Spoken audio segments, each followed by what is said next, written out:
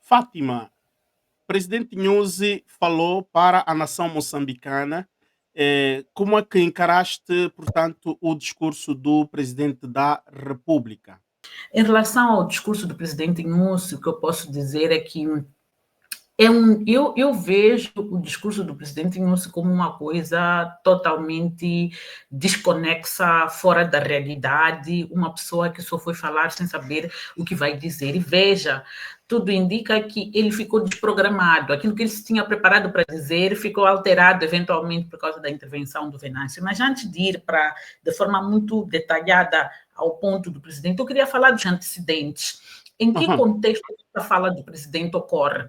O presidente Inúcio ficou quase um mês em silêncio, ficou um mês desaparecido, a dar ordens pelos bastidores, a dar ordens ao comandante-geral, que veio fazer e desfazer, a dar ordens ao ministro do interior, que veio falar coisas sem sentido, incluindo fazer até apelo à violência. Portanto, ele liberou de forma pública a violência da polícia contra os cidadãos.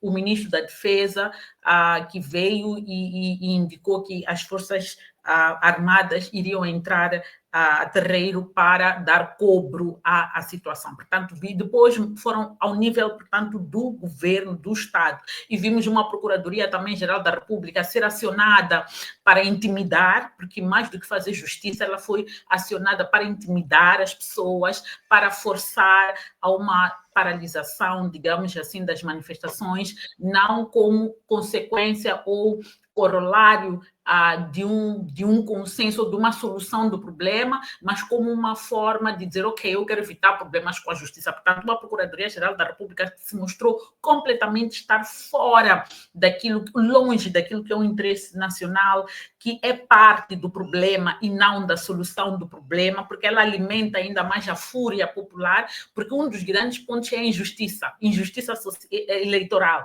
injustiça social, e ainda temos a injustiça na justiça, porque é preciso lembrar que a Procuradoria-Geral da República, no nosso contexto moçambicano, é, digamos, o gatekeeper, o guardião da legalidade. Todos os processos têm de passar pela Procuradoria para haver justiça. A Procuradoria tem que instruir bem os seus processos. Se instruir mal, vai haver injustiça, vai haver impunidade. Se instruir bem, vai haver justiça e todos nós sairemos felizes. E a Procuradoria-Geral da República está a revelar-se, neste momento, como um órgão de intimidação dos moçambicanos. Portanto, ele não serve aquilo que é o propósito que a Constituição da República estabelece. Esse é o primeiro ponto que eu queria fazer.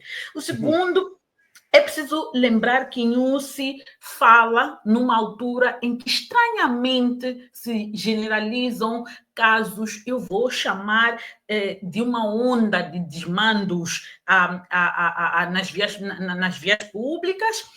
É preciso localizar esses desmandos. Estes desmandos não estão no meio das manifestações. São desmandos isolados em lugares onde você não vê população massiva, mas você vê um grupo assim de 10, 15 pessoas diante do olhar impávido e sereno da polícia. Inclusive, há relatos de pessoas que foram vítimas destes desmandos que dizem que enquanto uns estão a cobrar ali portagens legais, a polícia está sentada ao lado.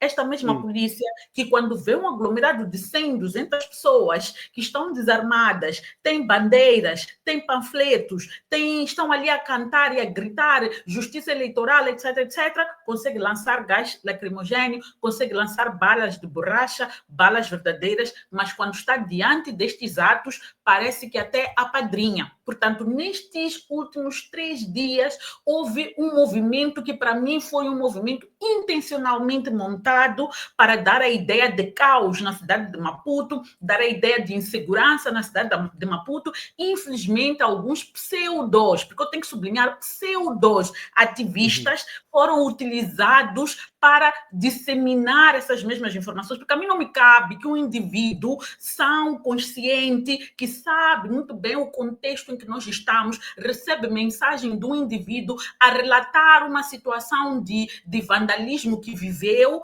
e eu nem sei o que aconteceu em nome de uma tal, por estar contra a violência, e eu pego aquilo, reproduzo como se tivesse sido eu. Isso é de uma irresponsabilidade muito grande e foi a partir daí que se generalizou esse discurso todo. Portanto, alguns ativistas, infelizmente, estão a ser usados para fazer disseminação de fake news, para fazer disseminação de desinformação, e é essa desinformação que desencadeou, portanto, este movimento de multiplicação de casos de violência. Não estou a dizer que eles não existiram, algumas pessoas foram vítimas, mas isto tudo, há indícios de que tudo isto foi provocado intencionalmente, pessoas muito bem localizadas, para criar esse caos que era para hoje, para ontem, aliás, não se ter aparecido a dizer uma coisa que, quando a gente analisa o detalhe, o discurso dele, a gente percebe que ficou completamente fragmentado, porque aquilo que era a mensagem principal dele ficou esvaziada, eventualmente, pelo discurso do Venâncio, que mandou as pessoas saírem das ruas, que era para podermos localizar e identificar os vândalos, e pediu que fizéssemos uma manifestação mais contida, menos na rua. Portanto, ele, de alguma forma, anulou as intenções eventuais do presidente da República. Este é o segundo ponto que eu queria fazer. E frisar, a minha teoria é de que as pessoas foram vítimas do próprio sistema que fomentou essa violência para poder justificar uma ação que queriam tomar, mas que ficou esvaziada pela intervenção pronta e, tenho que dizer, sagaz do Venâncio. Foi oportuna, certeira, não tenhamos dúvidas. E o terceiro e vamos falar ao detalhe, mas eu me antecipo, é depois de um encontro falhado com os líderes dos partidos políticos. E uma primeira pergunta que emerge é: Nussi reuniu-se com os líderes dos partidos políticos em que qualidade? Presidente da República ou presidente da Frelimo? Porque daquilo que saiu, que transpirou, tudo indica que ele falava como líder da Frelimo dentro das instituições ocupadas pelo presidente da República. Percebe por que nós temos a preocupação sobre a separação das duas funções?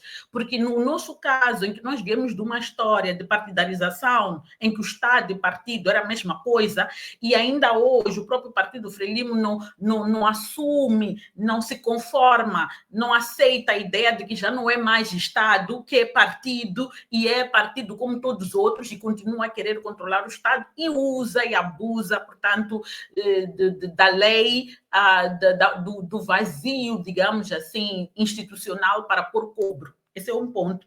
E nesse encontro não esteve lá ninguém da Frelimo, porque poderia estar o Chapo, que é neste momento o secretário-geral do partido Frelimo, não esteve lá, não esteve absolutamente ninguém. Quando questionado do que se diz por aí, é que ele disse que não apareceram. A pergunta que se coloca a esta resposta é: dentro da Frelimo, o Nussi está a ser desobedecido, porque ele ainda é presidente da Frelimo. Então, ele mandou, convocou, e os membros do seu partido se recusaram a ir a uma reunião tão importante, porque presumo que a ideia era encontrar soluções para a crise que se instala. Portanto, acho que estes três elementos, adicionado ao elemento SADC, que para mim é o mais importante, porque tudo isto aparece na senda da cimeira da Troika da SADC, em que Nussi quer emitir uma mensagem de que, olha, eu estou a dialogar com os partidos políticos, olha, eu estou a apelar à sociedade, inclusive, até, no caso, ele ia anunciar alguma coisa,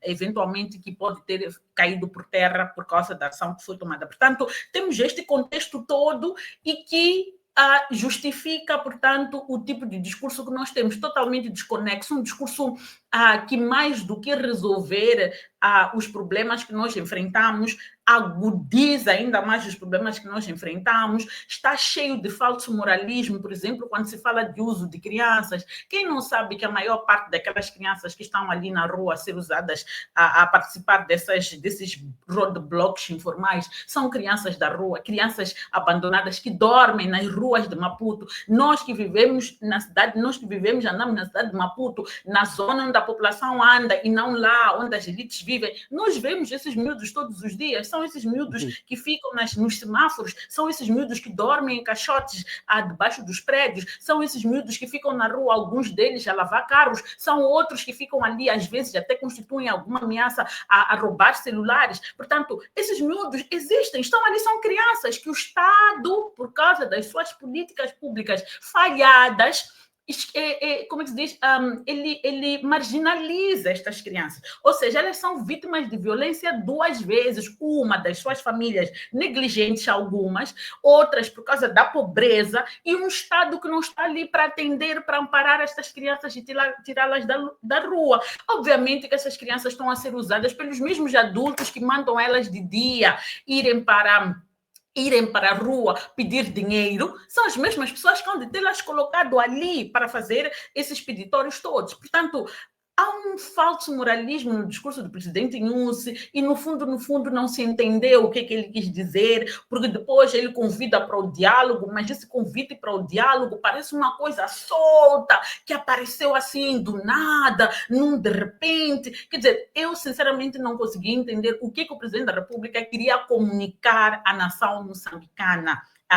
Qual era a mensagem principal, porque tudo o que ele disse nós já sabemos, tudo isso nós já conhecemos, tudo isso o que ele relatou, exceto algumas omissões. Por exemplo, eu fiquei muito sentida e chocada com o nível de frieza do presidente. Em nenhum momento ele se condoeu pelas mortes, ele normalizou as mortes pela polícia, em nenhum momento ele falou, por exemplo, com preocupação da atuação da polícia. Parece que a atuação da polícia era legítima, era uma atuação certa, mas todos nós sabemos que a polícia agiu de forma exagerada, que internacionalmente é condenável, é uma violação muito grave dos direitos humanos, portanto, excedeu-se por demais, e ele não falou sobre isso, sendo Fátima, em chefe das Forças de Defesa e Segurança.